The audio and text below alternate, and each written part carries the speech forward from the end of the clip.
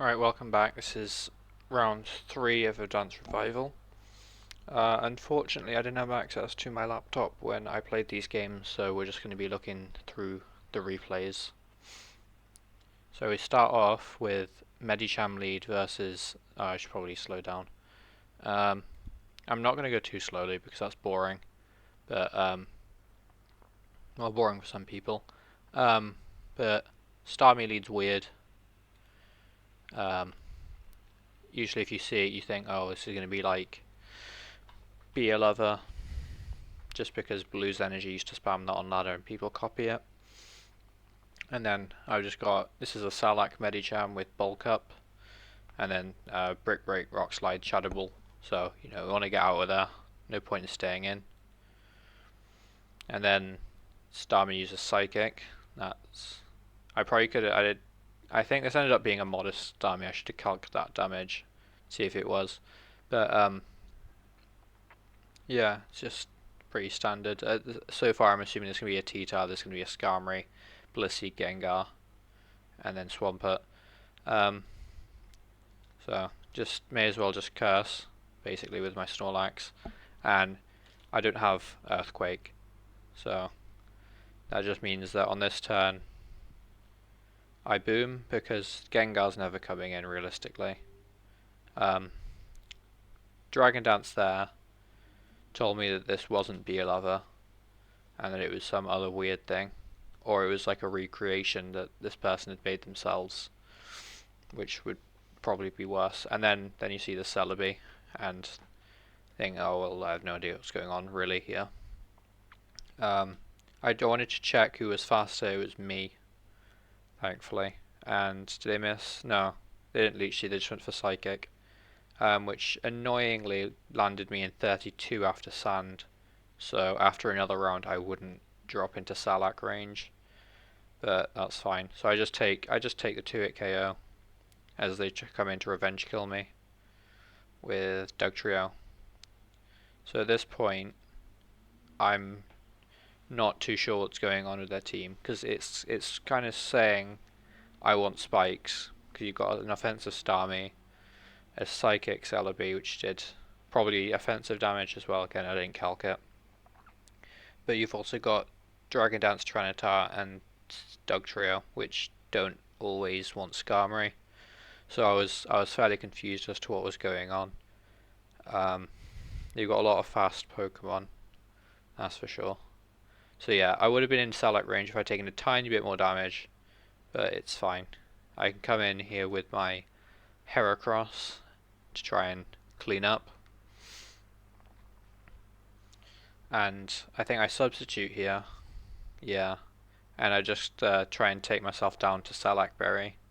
But again, because of the way my health landed with Sand, I was going to land just outside of Sand range on this turn, so I couldn't do it again. Substitute, that is. So I just go for the Mega Horn.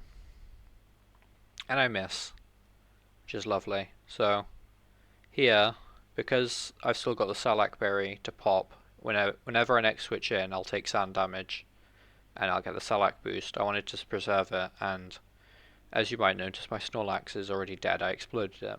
So the Starmie is a bit annoying. But just go to Metagross, and I accept that I'm going to have to trade here. If they switch out, I can always bring in Heracross to revenge kill the Starmie, which is nice. And if they stay in, which I believe they end up doing, then, threat averted. I wasn't expecting an Aerodactyl at this point in the game, just because it didn't feel right on this team. But, lo and behold, there was one anyway.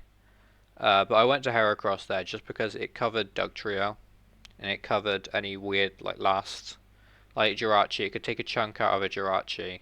I'd go to DD Tar, and I could boost up twice, even if they switched straight to Dugtrio because I had enough bulk. So I think I get the flinch. I do. Which is, probably lucky. They switched to their Dugtrio on the Rock Slide, just wasting turns. I'm pretty sure I missed this next Mega Horn. I don't remember. No, I do hit it. But at this point, Heracross is nearly dead, and then they reveal the Umbreon, and at which point I was very confused as to what was this team was doing. But it does make a bit more sense when you find out what the Umbreon set is. Uh, yeah, Curse. So it's Curse Pass to a White Herb Aerodactyl. So I'm just going to switch through this because there's not much you can commentate over with. Yeah, we just both went to +4 and I tried to kill the Umbreon that can't attack me. I think eventually I use Rock Slide as the Baton Pass. Yeah, this turn. And at this point it's just, can I hit Rock Slide? If I can, I win. If I can't, I lose. So this was nice from them really to wish before they Baton passed out, because that meant that I couldn't just Hidden Power Bug a 5% Aerodactyl. I had to hit my inaccurate move, which I did. So that was game one done. Obviously this Umbreon's not gonna take any +6 move from Tyranitar. And yeah, that was game one, which was then followed up, funnily enough, by a game two. So, oh, this is not game two. So that's a spoiler. It was this game. This is game two. They lead Starmie again, which is weird. I led Choice Band Regice, so I'm favoured here. They switch out to Claydol, which is odd, but I Earthquaked because I was expecting a Metagross, a Tyranitar, something like that. Even a Blissey, you do like 30% too, and that's not bad. You could Superpower there, but I thought the chance of Metagross coming in was good enough that it's just worth using Earthquake. So their team looking like Starmie, Claydol, and then who knows what else. It could be a Skarmory, but there wasn't last time when I thought it would have made sense. It could be Tyranitar, could be Dugtrio again. Either of the Pixies, Jirachi or Celebi. There's a lot of things that it could have been. There's the Salamence maybe. At this point I didn't really know what to do, or what was going on with their team rather. So I just make a fairly simple switch just to Celebi. See what's going on, because it's fairly safe. If they want to boom, then fine. That means that they'd have one less boom later. But I decided to scout for it anyway, and I caught the boom with my Metagross. And it was at this point that I had considered that maybe they have a Dugtrio, and I was dreading them going to it, just because I think this was my only rock resist, but they didn't.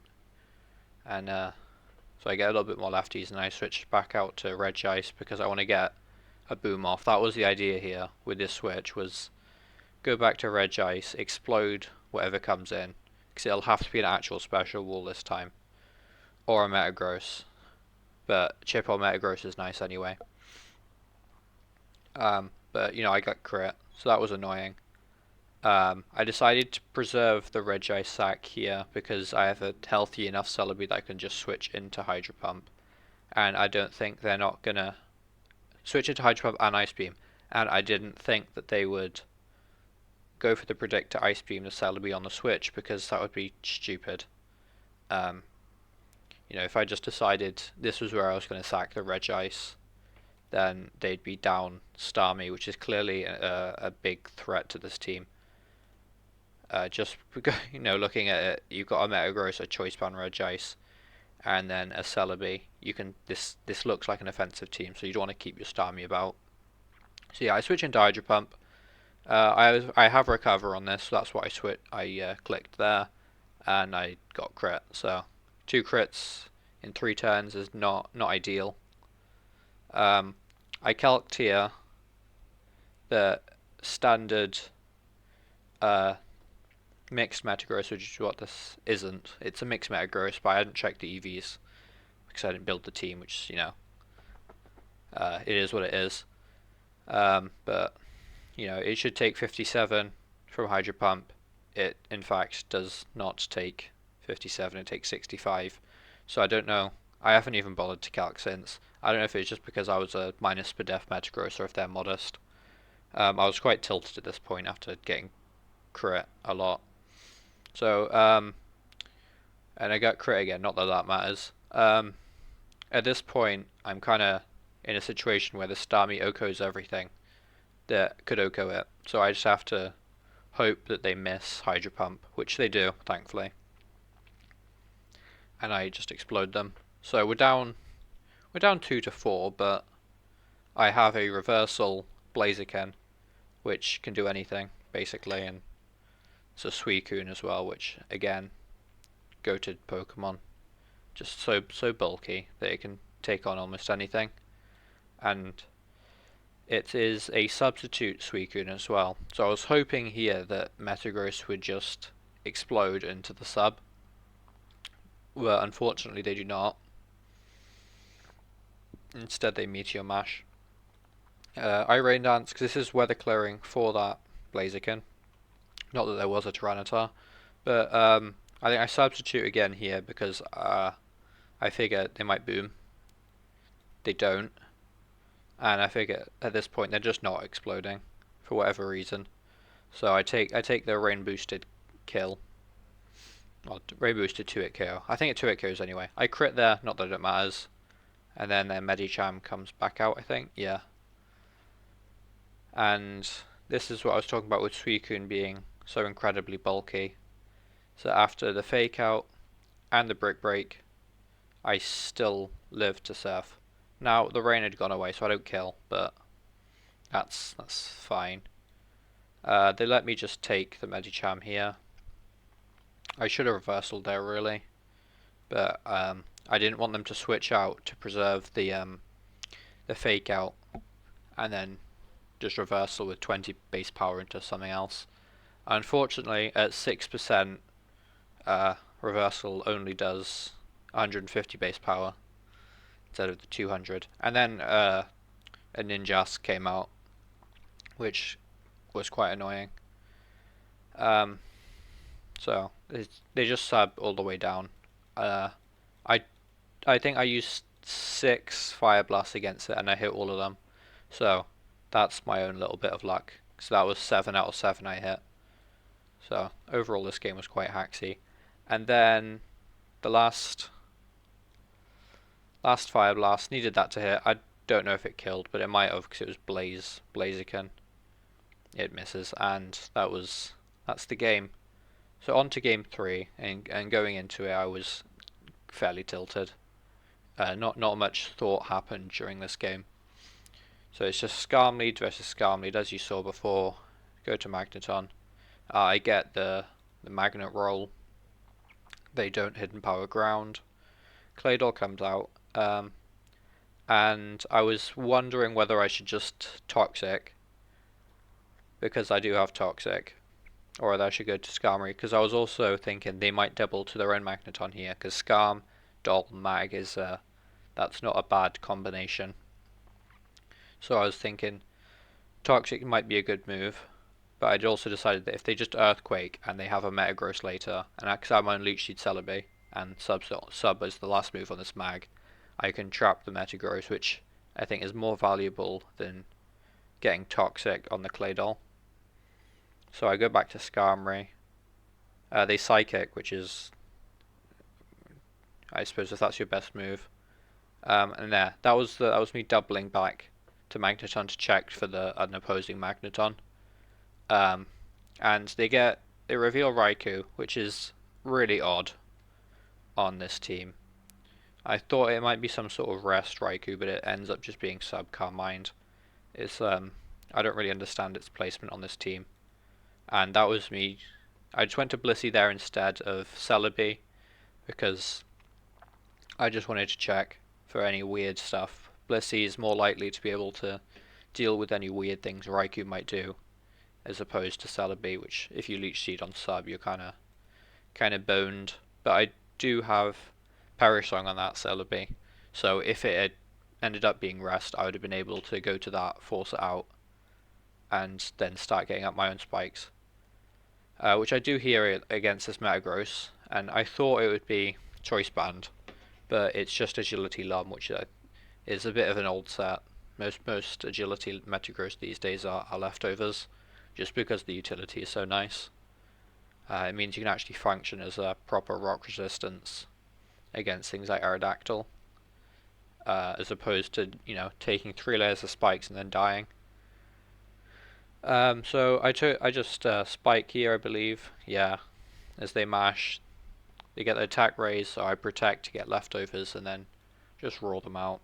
No point in greeding for an extra spike when they have a Claydol anyway and a +1 Metagross. And I think I drag in Claydol, so that's good for me because it's extra leftovers. I think I just drill peck them a bit as they psychic.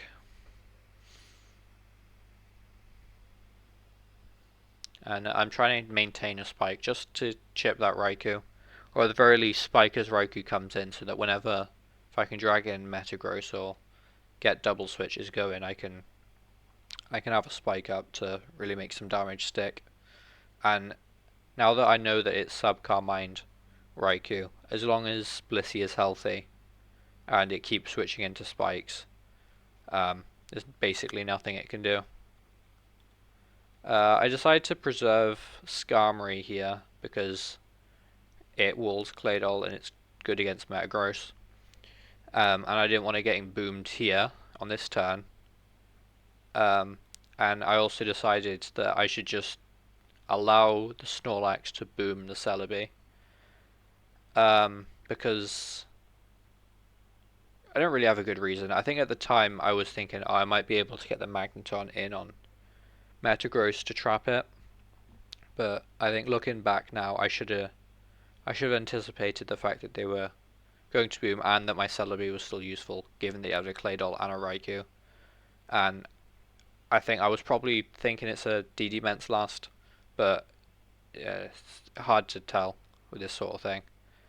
Though I think preserving the Celebi instead of just letting it be boomed on was the right player. So instead of recovering here, I should have gone to Magneton, because and essentially a 50% Celebi after Spike is still good against Claydol, but I didn't do that. And then I went to Aerodactyl. I mean, they've shown 2 rock resists, however they're both chipped, so this is an adamant Aerodactyl, which is actually bad because they've got a Raikou.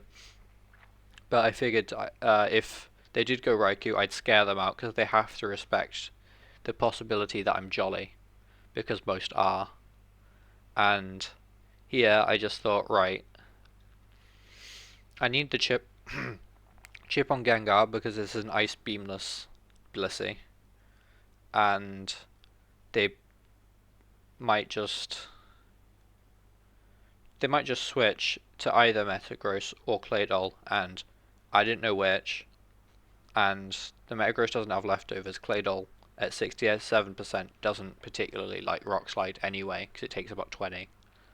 So I may as well just Rock Slide. And I live Thunderbolt, obviously, and I don't get parried, which is nice.